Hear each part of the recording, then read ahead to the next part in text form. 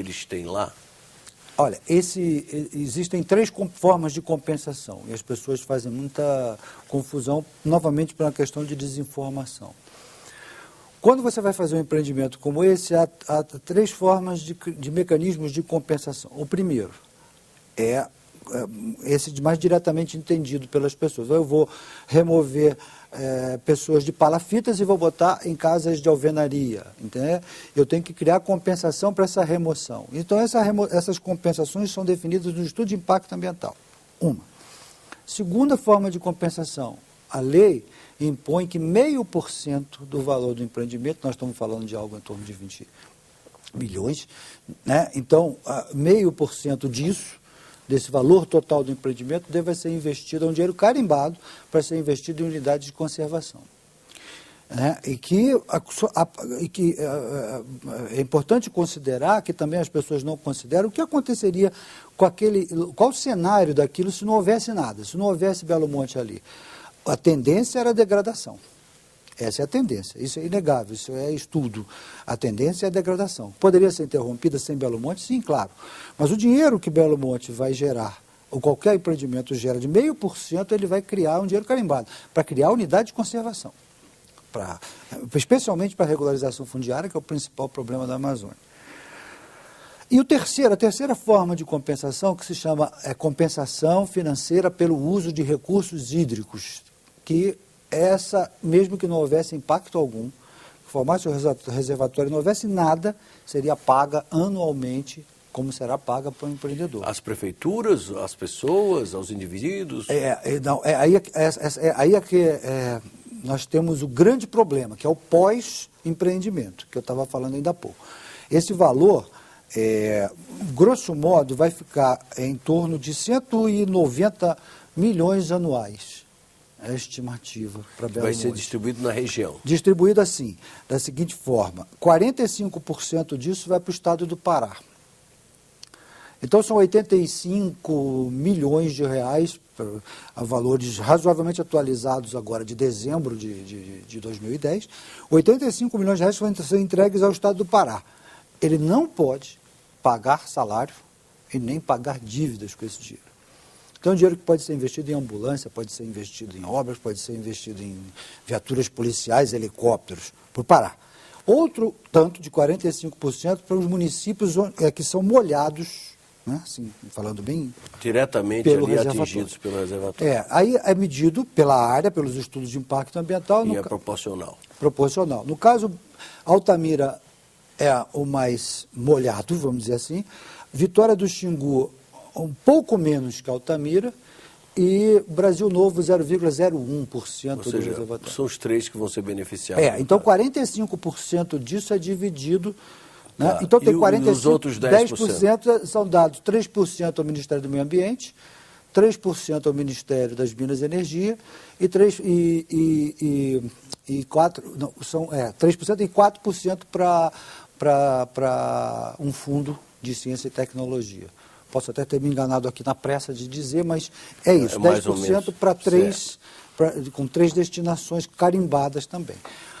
É um dinheiro que é muito grande mesmo, né? A gente tem valores da casa de, por exemplo, em 2009 foram valores já recolhidos, esse valor já está consolidado, de, acho que 1,8 bilhão, se não me engano, não tenho esse número na cabeça, mas na casa de bilhões de reais recolhido no Brasil inteiro. Sei.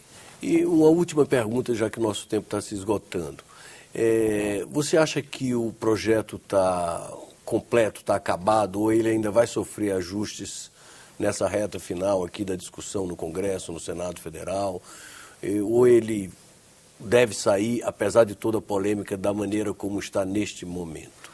Bom, os opositores a Belo Monte, a posição deles é que não queremos que saia. É uma posição respeitável, mas não há negociação. Eu me lembro que em 2003, conversando com lideranças lá na região, em Altamira, eu fiz uma pergunta: escuta, para vocês negociação é a mesma coisa que negociata? A resposta foi afirmativa, ou seja, não havia uma tendência nas lideranças para negociar, né? Então, a posição, me parece, a impressão que se tem, que é a posição do Ministério Público também, é assim, não queremos que saia. É o que se depreende de todas as atitudes que foram sendo tomadas. Não há uma forma, assim, por exemplo, de negociar. O segundo ponto a dizer é que o projeto já sofreu modificações por conta da questão ambiental. Como eu disse, isso talvez fosse uma razão para um outro programa discutir essa opção perigosíssima que o Brasil está fazendo por usinas a fio d'água. Só para ilustrar, nos últimos 30 anos, nós perdemos 75% mais ou menos da nossa capacidade de guardar água. E isso para as condições supostamente de mudanças severas no clima daqui para frente é uma questão muito perigosa. Então, eu não acredito que vai haver mudança, que existirão novas mudanças, até porque eu acho que o espaço para mudanças já terminou. E o custo do projeto já está bastante significativo. Estima-se, por exemplo, a estimativa mais modesta no Brasil, em termos de custos ambientais de um projeto, é 10% do empreendimento. Mas ela chegou já várias vezes muito acima disso. Então, eu tenho a impressão que muitas coisas que o Estado não faz... Você disse quando se fala 10%, além do preço orçado? Não, 10% do custo total da obra é inflado, digamos assim, pela questão ambiental. Por exemplo, você vai construir um hospital na região. Sim. Né? É um preço razoável. E isso são impactos positivos. Minha opinião é puramente técnica, né? E como a gente sabe que há política e ciência nessa coisa. Olhando pelo lado da técnica, eu não vejo mais espaço para mudanças no projeto. O projeto já foi, em termos técnicos, já foi modificado, entendo eu, até o seu limite. E ressalte, não prevê eclusa. Muita gente está equivocada com isso. O licenciamento não prevê eclusa. Essas licenças no projeto não foi apresentada eclusa. Se futuramente chegasse à conclusão de que a eclusa é importante para colocar, vai acontecer igual a Tucuruí. Vão colocar a posteriori a um preço bem mais elevado. Isso significa dizer que não dá para prever, de fato, qual vai ser o desdobramento, porque... Primeiro, o Ministério Público e o Poder Judiciário têm feito restrições e, recentemente houve 2 liminares já cancelando ou suspendendo a licença inicial dada pelo IBAMA. E a discussão mal começa aqui no Senado. Ou seja, talvez esse ano a coisa fique meio só no debate. Bom, não sei, a AGU... ela está contestando esse processo. Há uma briga... Para nós que somos da área técnica disso, a pior coisa que pode acontecer, na nossa opinião, é a judicialização do processo.